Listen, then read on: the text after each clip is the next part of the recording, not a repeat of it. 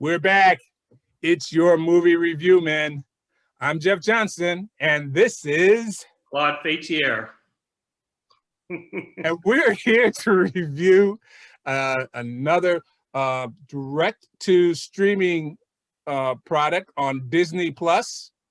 One of the Pixar's. So of the Plus, there's 5 items in the Plus. One of them is Pixar, and this Pixar animated film is called Soul. Tell them all about it, Claude. All right. Well, Soul is Pixar's 23rd movie, and the story is about a middle school music teacher by the name of Joe, who dreams of becoming a jazz musician.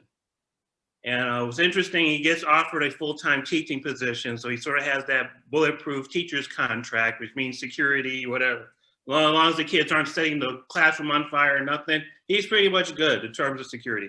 But an old student of his, who's with the famous jazz quartet, offers him or lets him know about an opportunity to try out with the jazz quartet. He does an excellent job. It has excellent tryout, and an accident separates. Afterwards, an accident separates. An accident causes him to separates his soul from his body, and his soul is trapped in between Earth and this afterlife. In the afterlife, he has to help a soul that hasn't found their passion yet to get their spark.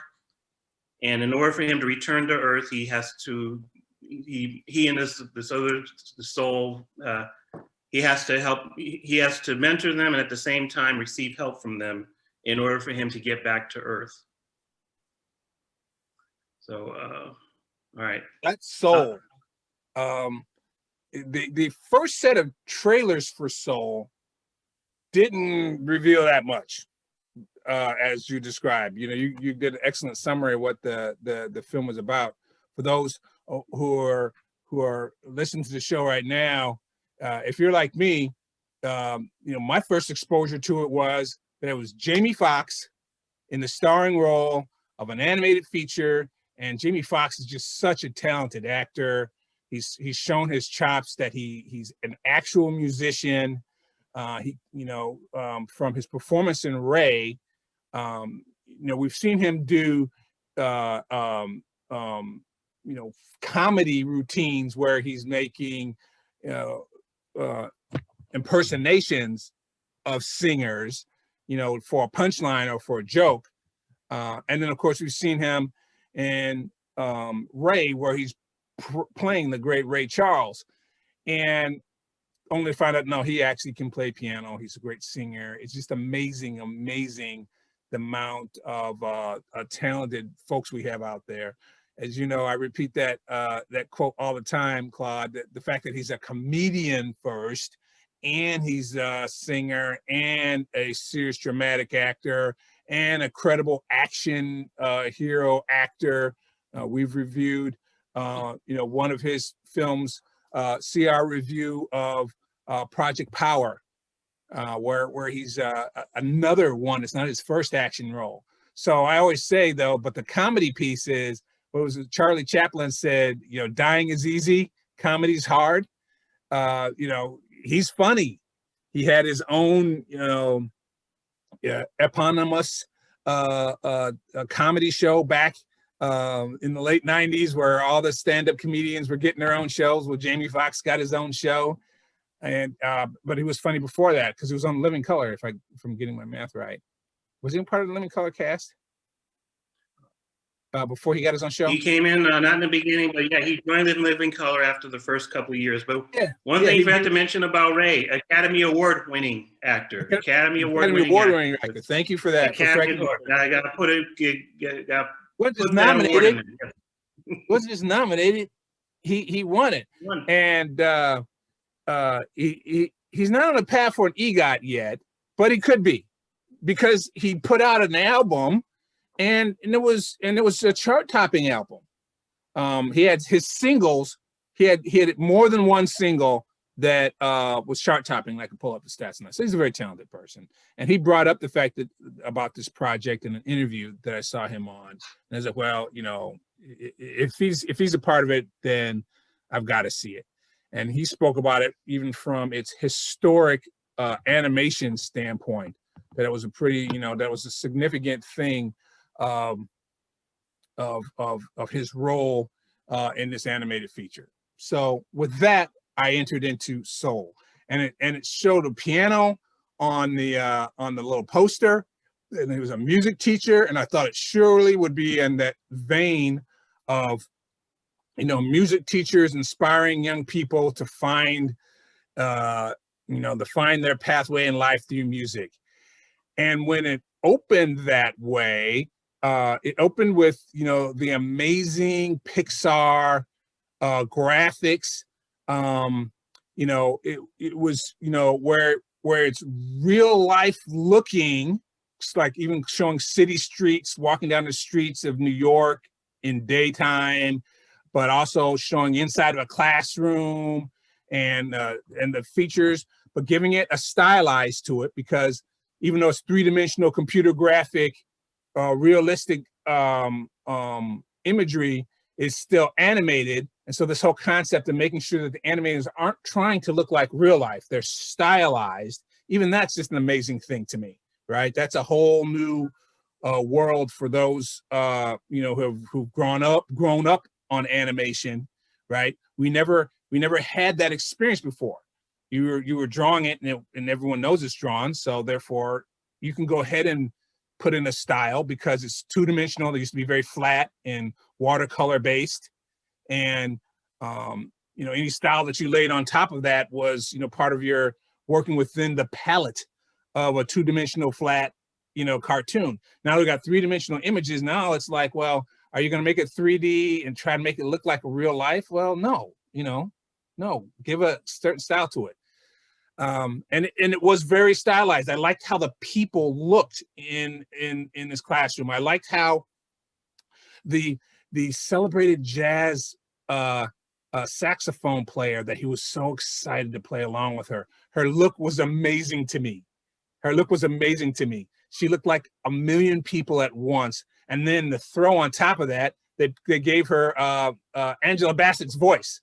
So she kind of looked like Whoopi Goldberg, the best of Whoopi Goldberg's shape, if that doesn't sound too creepy, and the best of Oprah's shape, but she had Angela Bassett's voice, and she had it was mostly, I think, Whoopi's attitude of like, I'm just too cool for school because I'm a jazz sax woman. And you don't usually get jazz sax women anyway, you usually get jazz sax men. But this art, somehow these cartoonists captured what a too cool for school jazz saxophone woman would look like and behave like, and expressions would be like. And she's giving him his tryout, and she opens up the song, and he's like, what song we playing? But of course they don't slow down, and she doesn't tell him what song they're playing or give him what key he has to catch up. And then once she's played her part and it's time for a solo, she just kind of gives a, that means it's your time to play, fool. This right here. You get the little subtleties in the cartoon work, like it's his turn to play. Oh, it's my turn to play my solo. All that wonderful, wonderful, wonderful, wonderful, wonderful. But the stylized, here comes the but. The stylized nature they chose, plump. Everyone was sufficiently round. Everyone was sufficiently round. The muscular people's muscles were sufficiently round, not angular. Our hero's kind of doughy shaped, kind of a pear shaped. His cheeks are chubbier. And the top of his head's kind of pointy. He doesn't look anything like Jamie Foxx at all. And fat people are particularly doughy, and muscular people are doughy. They're all doughy. Where am I going with this dough? If you're familiar with the 2018 animated film short subject winner of the year, I am going Bao, and I think I'm pronouncing it correctly. Bao. Okay. Yeah. Bao won the Academy Award for a short animation. They put it at the beginning. For me, they stuck Bao at the front end of Pixar's Incredibles 2, which I rushed out to see. Incredibles 2? Incredibles 2 or Coco? I saw it in front of Incredibles 2, but I'm sure Okay, that they you're put probably- shorts in front of lots of films, Okay, all right. right? Disney getting very old school on you. Folks, back in the day, folks, when you drop down your money for a movie, you used to get 3 films. You used to get 2 shorts, at least 2 shorts, plus the feature length. Not anymore. now they're taking all your money.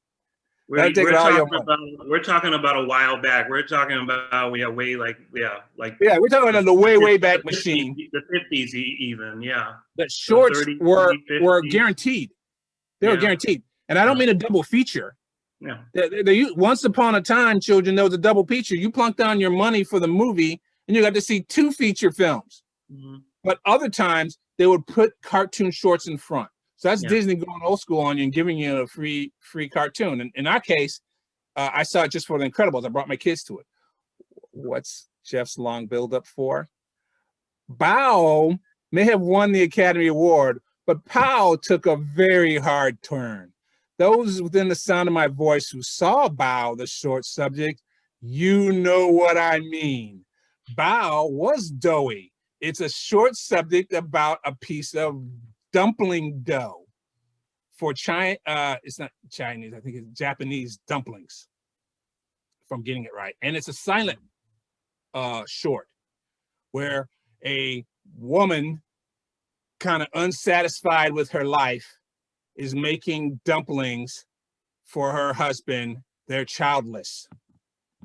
And while she's making her dumplings, she's, she kind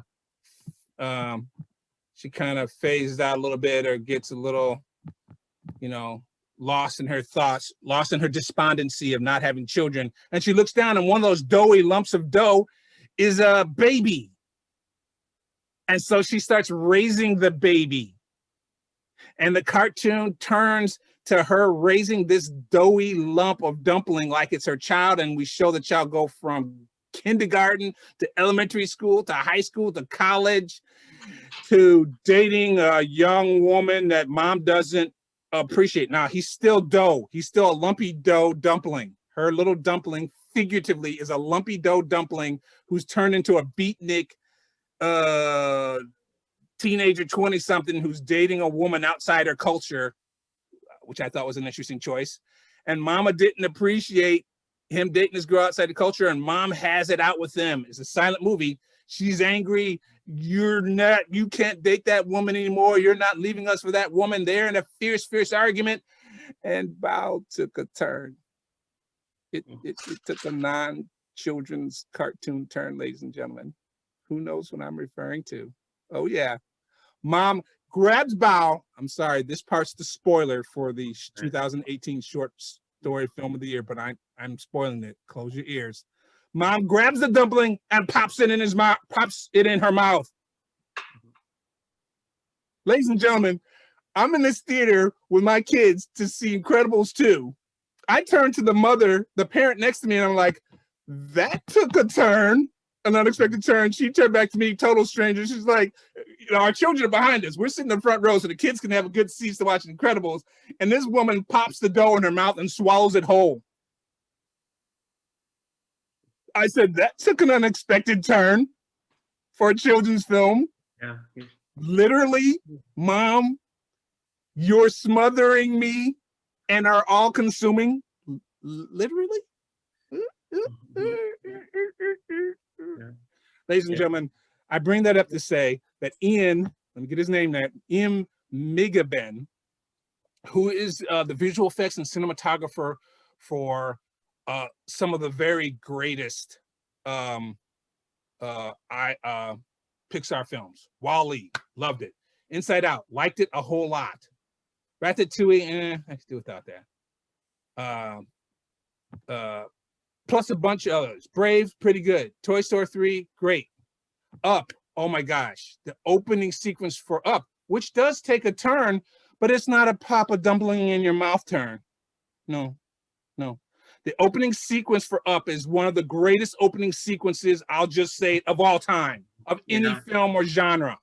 You watch the opening sequence, and that opening sequence is an Academy Award winning short subject by itself. And then you can just stop the tape and please look it up. The movie Up, just play the beginning, hit pause. It's not a turn. It goes through the entire stages of life in just the opening sequence. And it's amazing. Silent. And you cry before the opening credits. Silent, just like Bow. Yeah. And silent, just like Bow. Ian, are you listening to me? Thumbs up, Ian. Up. Thumbs up. Favorite opening of all time, Ian. Excellent. Bow, are you kidding me? She literally consumes him. Seriously? Okay. In the children's film. And ladies and gentlemen, that's what brings me to Soul. After giving me these wonderful images of people of color, the Black music instructor, his totally multi-ethnic class, elementary school kids and the school teacher, and they look great. And they're all conveniently chubby, which made me think about, he took a bow turn. That wasn't what I expected. I did not watch this movie Soul with my kids, but my kids are older now. But man, the intro that you described, Claude, about the whole story of what he has to do this, so that if he does that, then he can save them, and then he does this so he can save his soul, so he can help somebody find their soul, so they can find their way back to it. What happened to Heaven Can Wait? That was a nice, simple plot, and that was an adult film, Heaven Can Wait. Hit by a car, it was by accident. You didn't want me to be dead yet, so you can put me back in somebody's body? Simple. I'm dead, I don't want to be dead.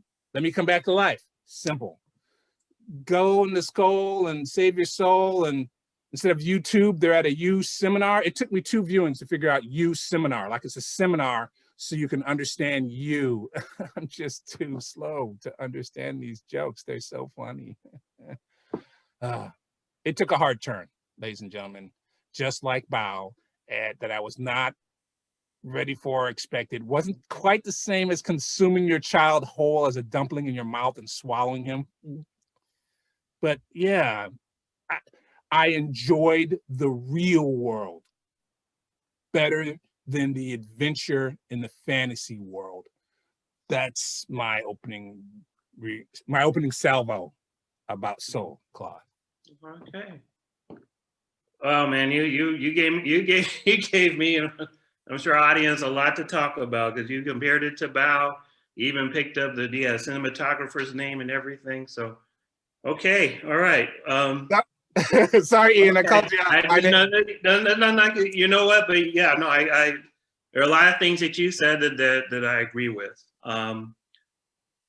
Okay, so yeah, definitely just in terms of watching this movie and just this. First of all, I'd honestly say the beginning hooked me. I mean, even like before showing the streets of Harlem, you even the credit openings, when you hear the middle school band performing the Disney theme.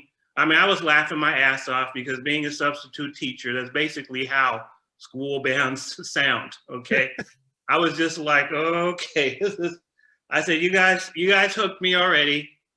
And then, you saw the kids, you saw the students in the classroom, and he's trying to connect with them and all that type of stuff. So I was immediately like, oh, wow, somebody had to have been a teacher, who's part of the animating team, or somebody who wrote had to have been a teacher at a school. Overall, I think that the movie to me was I thought it was a beautiful movie. At the same time, it was definitely, I would say out of the Pixar movies, I guess a little more of the heady ones. And it's interesting that you mentioned people who worked on other movies. Directed by Pete Docter, who has worked on a bunch of Pixar cartoons. I guess the first one he directed was Monsters Inc., but he did do Up, he did do Inside Out, and then he did do Soul. So it seems like if there's going to be like a story that does not necessarily involve, if it's going to take on a heavier topic, it seems like he's the guy that does this. He also co-wrote this screenplay with Mike Jones and Kemp Powers, who actually has a couple projects coming out close to the same time. He had He ended the year 2020 with Soul coming out, but he also wrote the screenplay for One Night in Miami, which was the beginning of 2021. So, which is amazing so and interesting. It's yeah. like, wow, Before that, I those think he was two doing, different projects. and before that, I think he was doing Star Trek Discovery episodes. So he's, his stuff is up and coming. So that was my concern. I mean, I'm thinking, in terms of a Disney experience, if you're used to bringing, kids to see it, this is probably going to be, while I was explaining it to my mother-in-law, I said, if, I'm sure kids are excited to go see a Pixar movie. And I think this would have been if you take a kid to see this, with them not knowing what the topic is, this would probably be the equivalent of kid opening up, waiting for Christmas presents and they got nothing but clothes. I mean, it's good, but it's like, it's not colorful animals or anything like that. They're throwing, some heavy concepts. Yes. By the way, my nephew did see the movie. He actually, he did enjoy it. He's very, precocious. He's incredibly, he's like smarter, he's actually, just amazing kid. He was definitely, I think I would have been frustrated if I was his age and saw this movie. My introduction to Disney was Fantasia, which was basically a music video for classical music, but didn't really talk about the topics that those cartoons did. So yeah, and it didn't try to have you explain classical music. Yeah, you just listened to it and watched the imagery. It didn't try to say it was syncopation followed by the seventh and third minor chord. Yeah. So that being said, the other movies have been very good, but if you're expecting some, light, entertainment or, something, it's going to be, visually beautiful, but then at the same time, it's dealing with, something that's a little more heady. It's about, you have them on this, first of all, you're dealing with life or death issues. And I guess I get a little nervous when you sort of have someone having an out of body or potential, out of body experience where they're supposed to be experiencing death, and somehow or another, if they do something good or heroic, they're brought back to earth.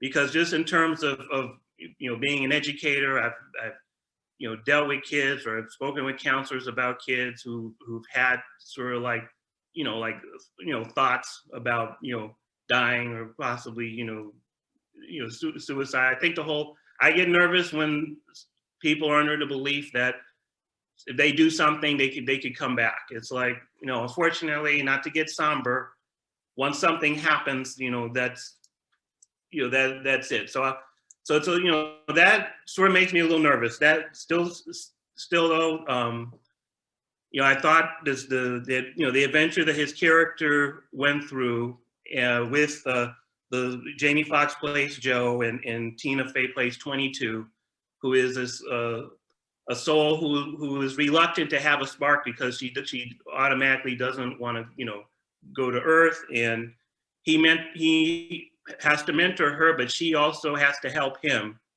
to get him back to help him get back to Sure. Earth. Sure. I enjoyed the plot of the adventure, and there's an interesting mishap occurs where he comes back into the body of the therapy cat that's assigned to him, and she's in his body and she's experiencing life through his eyes. And so here we have sort of again another body transfer thing happening in the movie, but this is actually put to good effect.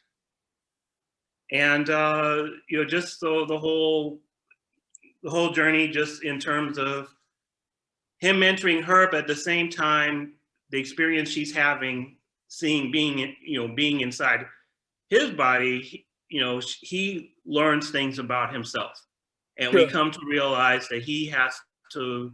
He's not the only one giving lessons here, which is something that it's one of the biggest lessons one learns as a teacher. That you're used to being the one who's giving the lessons, but then you end up the kids end up teaching you something, you know, about yourself. Sure. So I was, you know, I was on board. You know, I was on board with this story. The lesson he had to learn. You know, I thought, you know, it was just, yeah, the whole thing was you know, was wonderful. And Gotcha. But so, and thanks for that. I tried to describe a lot of things that I liked about it. But when we break it down, I am critical. There are still several things that I'm critical about it. I thought there's just too many lessons to be learned, and I'm not sure that I learned them even in the first pass. I'm not the journey that, you know, we were given. You know, again, Tina Fey, excellent. The voiceover performances are outstanding. Tina Fey is, you know, as you mentioned, the soul that carries on the journey along with our hero. He has to go on his out-of-body experience, a journey, and he encounters other people along the way in this adventure. So if I got to be critical, let me just be critical. One, too many lessons to be learned. Too much I won't say psychobabble, techno babble, even though it is psycho, spiritual, emotional. But it's just, well, let me explain this. No, is this how this works in life? No, this works like that, which works like the other thing, which looks like the fourth and the fifth thing. Really? For small kids? And then once you understand me explaining all this to you, now you carry out your journey in life and learn your lesson based off of those 5 things I just said. Oh my gosh, 5 of them? Can't they learn my life lesson based off of 1 thing? No, I got to learn my life based off of 5 different doggone things. They even had a little badge with how many pieces of your personality get put together. And even that was a high number. Can't be 3. It's got to be 6 or 11 or 12. And then all these different things represent something. And once you get your final thing, which is your spark, that turns into that thing, which turns into the other thing, which is the other thing, which allows you to solve your mysteries so that you can finally get your life back, and then you'll be back alive. Really? All those steps? Seriously? Come on, man. I liked it better when we had the little bouncy little babies going boop, boop, boop, boop, boop, boop, boop, boop. He said hell. That was funny. So there's that. Now I'll be even a little bit more critical about cartoons and people of color. I enjoyed it when they showed the people of color in New York City using those stylized 3-dimensional color graphics. It was great, as I already expressed to you. The way the saxophone player played was great. And then she adjusted her reed. Woodwinds out there unite. Woodwinds, where are you, Woodwinds? You know what that's like. You know, you got to do a little on your ligature. If you have that kind of ligature, you got to twist it a little bit and it creaks a little. You know what I mean, Woodwinds. They put all that in there. Awesome, awesome, awesome. Stay there. But no, we didn't stay there.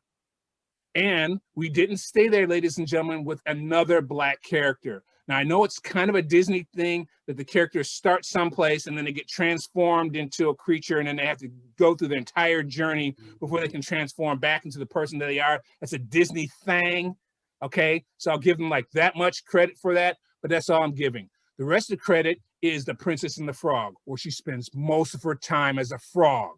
And in this movie, when you just showed me that you can make people of color look amazing, of all sorts of colors, including Jamie Foxx's mama and her 2 girlfriends inside the seamstress tailor shop that his mama owns.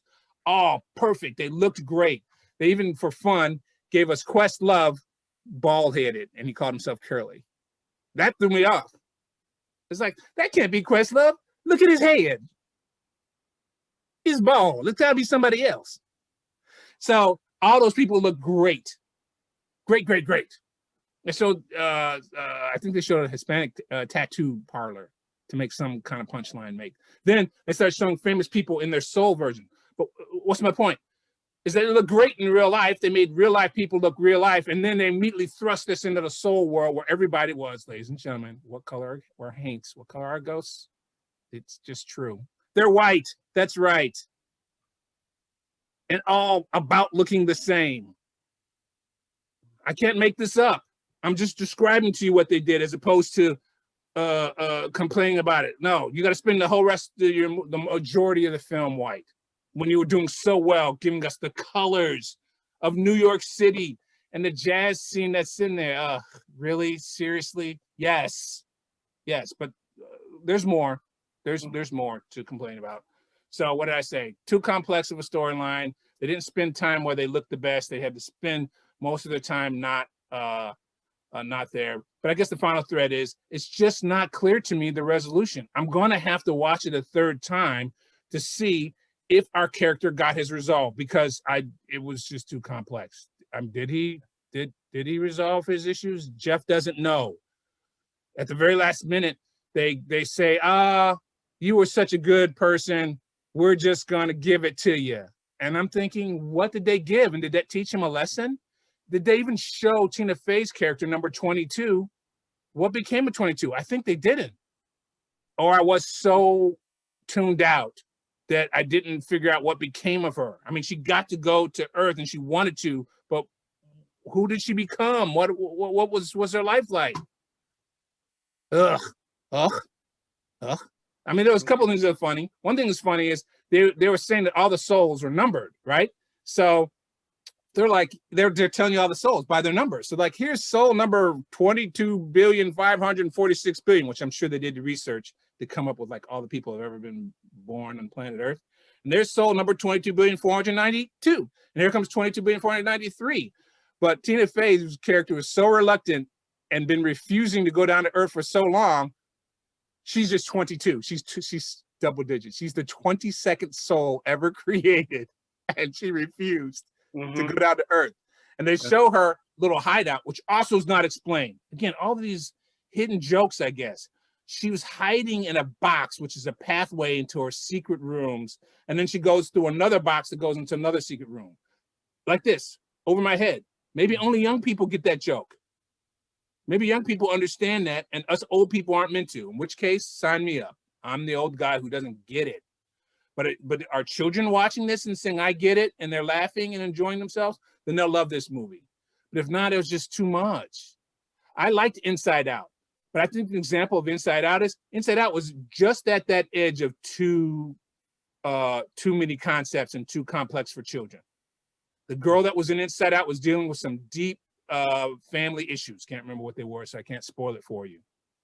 But she was coming with some deep family issues, and the whole point is that the personalities inside her brain were fighting over how they're going to help her navigate the world around her. Got it.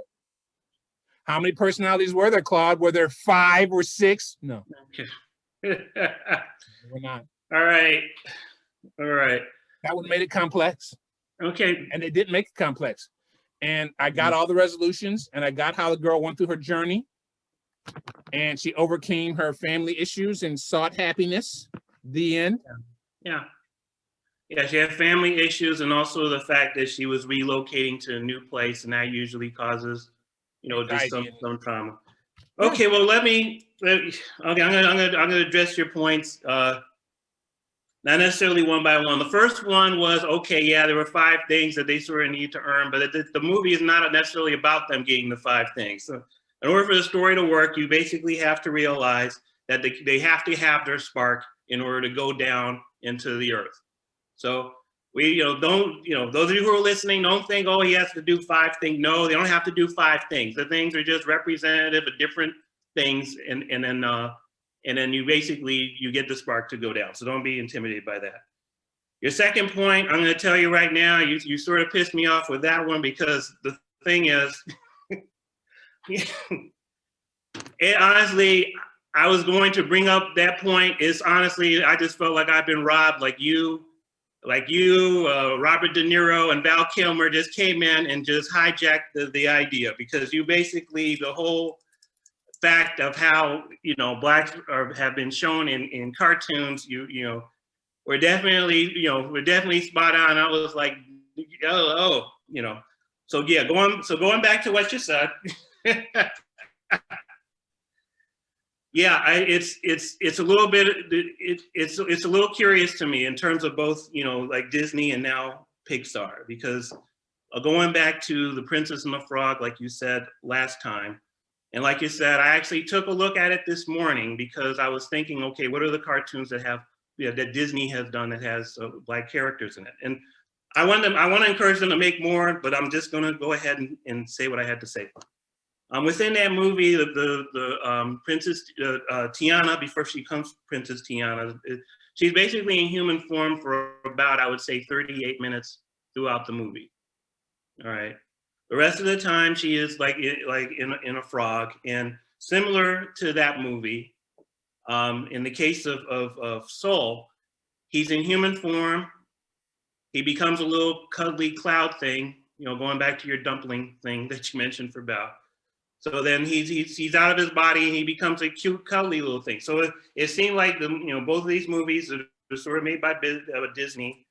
They just sort of feel a need to take the character out of human form and turn them either into some either cuddly or slimy creature to carry chunk of the story. However, in the case of Soul, it's just in the afterlife that he's cuddly. He comes back to Earth. He's placed into the body of a cat, and another character takes his body. So it's not like he's spending a chunk of the time not seeing, a black character. I want Disney, I want Pixar to continue making stuff because I like their stuff. It's just, again, an interesting observation. 2 times a day they took 2 shots at it. Yeah. That this is the route that they took. Do better. I don't know necessarily why, but one thing is that I'm just basically pointing it out because Disney sort of has been the king of the mountain in terms of animation, and they're very, in terms of their business, they're on top of trying to be better, trying to be more successful than other companies. But it was just a couple of years ago that we had, Spider-Man Into the Spider-Verse, where you had a black character from beginning, middle, and end. Yes. So the audience, we don't have to be turned into cuddly or little creatures for people to pay attention. The Spider-Verse absolutely, absolutely killed it. It was an amazing cartoon experience. And Pixar, it was an animation masterpiece. Yeah, it was definitely a masterpiece. That thing was such a surprise because looking at the trailers for it, I was thinking, is this going to be a direct-to-video movie? Not at all. Masterpiece, wonderful fusion of 3D and 2D animation. Absolutely killed it. He did not turn into a cuddly little thing or nothing or a slimy thing. He was Miles Morales from the beginning. He was Miles Morales throughout the entire. And his uncle was evil and black. Yes. His uncle was evil and black. Wasn't turned into cuddly thing. His uncle, whenever he entered the scene, they played scary music. And still black, and then turned tender. Not a spoiler. So it's there's room. I mean, I want them to continue making stories. I'm gonna, but it's just, again, Pixar do better. People will watch a story where a character they won't follow a black character from beginning, middle to end. I don't know. Again, I don't know the reluctance. I don't know why, but please, if you continue, have them be who they are throughout the movie. Let them be that throughout the entire movie. Yeah. Tina Fey, an incredible comic actor, is still a white woman that you put in a black man's body. We won't even unpack that. We'll just let you stay with that for a while. Let you ruminate on that for a minute. The best parts were the parts where they're alive. I just told you that saxophone player, Dorothea, perfect. My goodness, that was such an excellent piece of animation. Better than the drummer. Better than the Asian bass player, which was awesome. Better than Jamie Foxx's character's mama in the store, who was awesome. And then when she overhears him saying that he's going to accept the gig, and instead of when she just told him he just promised he was going to be a school teacher, the mama leans back a little bit. She's out of shot. They use deep focus in a cartoon. This animation's cartoon, folks. Some of y'all with me on this here. This is it's still a drawing. It's still cinematography, which means it was excellent work by your team, Ian. But is it a different conversation that we have to have why you won't trust showing black people all the way through? You didn't learn from Spider-Man Into the Spider-Verse? Is that the issue? Now, in Spider-Man Into the Spider-Verse did introduce other characters, but those other characters integrated the Miles Morales movie, not the other way around. They integrated his film, not the other way around. Miles is black. His daddy's black. His mom's black Latina. He speaks Spanish and understands Spanish. His uncle, the villain, wasn't the villain at the beginning. Played 90s hip hop, and they tagged the inside of subways because graffiti is art. Let me say that twice just for fun. Because graffiti is art. This movie accepted graffiti as art and not vandalism. Where are you at, Pixar? Where are you at? Dorothea was awesome. Give me another Dorothea film, and then I'll forgive you. I will. Yeah, that was Dorothea, excellent. Who did you ask? Yeah, no, it was wonderful character design, and Dorothea had the stance, even the silhouette of her, when she's playing before he comes into the room. My gosh, everything was a masterpiece there. It was a reaction that sequence of the jazz player Dorothea is a masterpiece. Even her reaction when she sees him, she comes out of the taxi and he's there with the hospital, the hospital gown and the cat in her hand. It was just yeah. Who did you talk to? Mm-hmm. Who did you ask? You obviously asked somebody's advice. Call them back. Because if you did that by yourself without anybody's advice, then you already get it, and then you have to ask me why. Why did you take the hard turn? Why did you take the blue pill or red pill? No. Why did you take the dumpling and pop it in your mouth in a children's film? Why did you have our guy die? And then it's bad enough that the die part was in the story, but then he rips through the fabric of the thing, and then he falls through the thing. And then the only thing I could think of was that they're going for it from a animation perspective. Like, you really thought that this was the money, and you were just going to go for it. You're going to give us the most amazing animation ever. No, I'm sorry. It's very good. Back to our audience and our review. It's very good. It is not great. It's very good. They do this thing where they are using multiple styles. In the other world, they're using multiple styles of drawing characters. The Jerrys, I didn't get that. I'm sorry. It's me. I'll take responsibility. I don't get the Jerrys. I don't get it. Will the children get it? Hopefully they will, and then the film will be successful. Otherwise, I don't get that. The Jerrys were in the stylized thing, a single line pencil thing. I saw you going for it. You were going for your Academy Award when you did that. But was that better than Spider-Man Into the Spider-Verse? No, not better.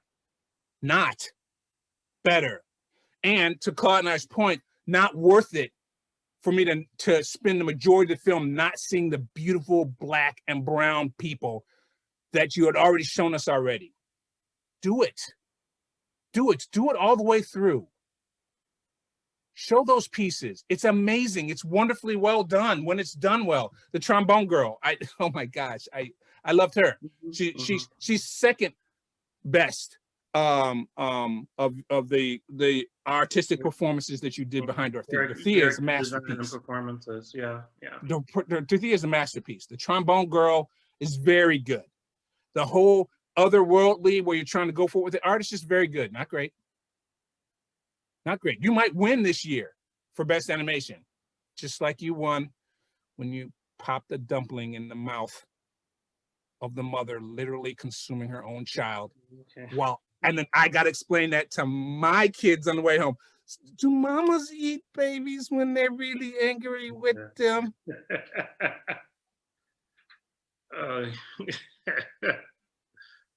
No, that's not, no. Let's be done with the bow thing. If you don't mind, let's just be done with that.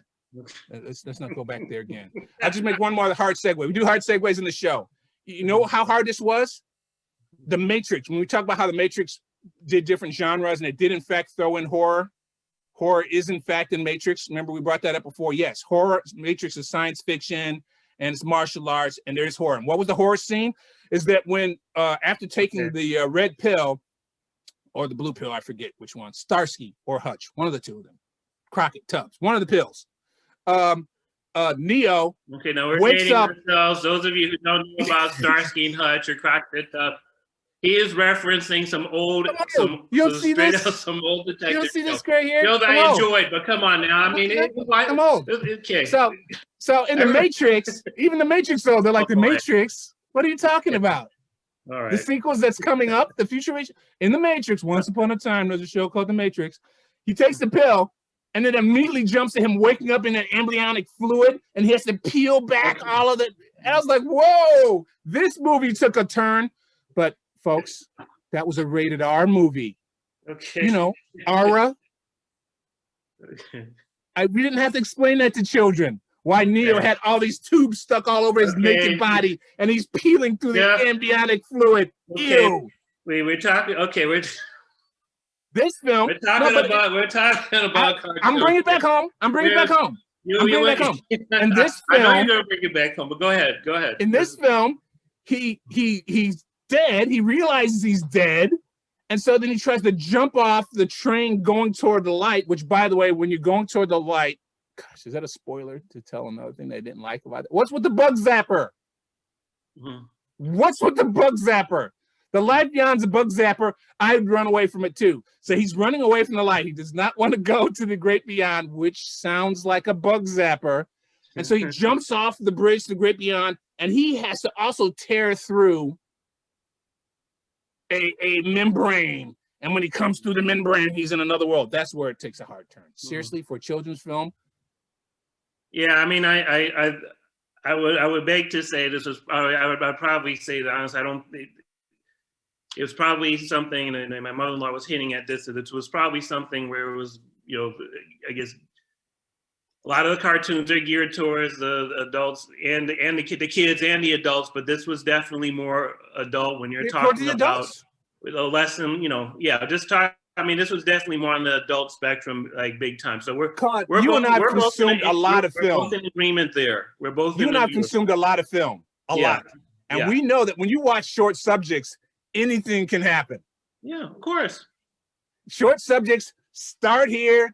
And pow, we're like, whoa, okay, strap in. But you know, I can strap in because we covered this already. I'm old.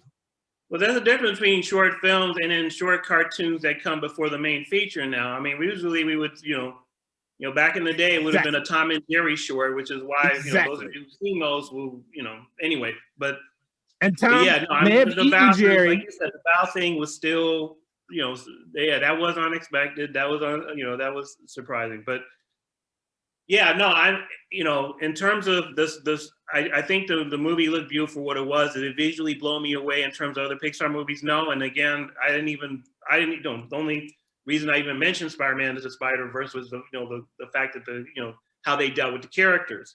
I think that movie was not just, revolutionary, but the animation was evolutionary. But here, I thought this was beautiful. It served the story, so it's not going to be like, oh, this is my favorite Pixar film per se. And again, a little more, just a little more of a heady topic, which I could appreciate as an older person. Usually a lot of the movies are about people pursuing their dreams, and it basically also takes a hard look at, is the success of your life is you achieving your dreams? Maybe not. It depends on how you go about it. And he had to learn a lesson. And again, these are not lessons that can necessarily be done in a super colorful, otherworldly canvas. I was sort of glad that the Afterworld sort of had an interesting look, but I was still, again, it was, I still liked it, like you said, the story taking place on Earth. And for them, and it just sort of, it was certain things that it hits on. I mean, just the whole, me, I'm a sucker for creatives who are trying to get their stuff, their stuff together. And, the fact that, I mean, it's actually really painful that he has this gig, he's going to be working with this, happens to him, and just like, oh, so you're supporting, pushing for this. But again, just sort of, dealing with the, out of the after, the elements of the afterlife stuff. I'm there, I'm rooting for him. At the same time, I was like, yeah, if I was a kid, this would not be my jam at all. You know, take me to see Pinocchios or The Incredibles or whatever. Exactly. Because yeah. Which I think maybe we should take to close to wrap on our review for Soul. Yeah. Another interesting side note, since we both mentioned The Princess and the Frog. Princess and the Frog, you know, it came out in 2009. And what movie beat it out for Best Animated Feature? But, you know, Up. So, which was directed by this same director. And again, the beginnings, you know, I mean, to me, that beginning sequence, like you said, was absolute mastery. Thing I absolutely love about The Princess and the Frog was that, you know, as animation was going towards the 3D look, Disney said, no, we're going to embrace the 2D stuff. And they had to basically restructure, rehire a bunch of 2D animations. And it visually looked beautiful. I was looking at it and I was taken again, introduced to beautiful images of Black people in New Orleans. And, you know, it was like, wow, this looks great. I mean, I was literally making sketches while I was watching it because I was just like, oh, this character looked great. Oh, this character looked great. And, you know, it's very noteworthy that it was a nominee. It was a more traditional, nostalgia, it was a more traditional approach. And they did it like champs because New Orleans looked beautiful.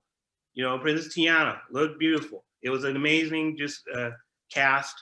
The story, I mean, my God, I mean, I never felt so bad for a firefly in my life. It was that one part of the story. But it was just, I was sort of glad because of this movie, I took a look at a movie that I did not see before. Because again, I was also like, I had to see this because again, I want Disney to sort of push ahead and basically let's have a whole story where you have, a character, a Black character, or any other characters of color. You create these beautiful worlds. Just keep it, just keep it going through the entire movie. I mean, that would be great. It's been done before with Spider-Man Into the Spider-Verse, and that would be what I would say. Please, there's a story where we can stay in human form. Exactly. So that's Soul. That's what we think about it. What do you think about it? Let us know. We're your movie review men. I'm Jeff Johnson. And I'm Claude Fey. We'll see you next time.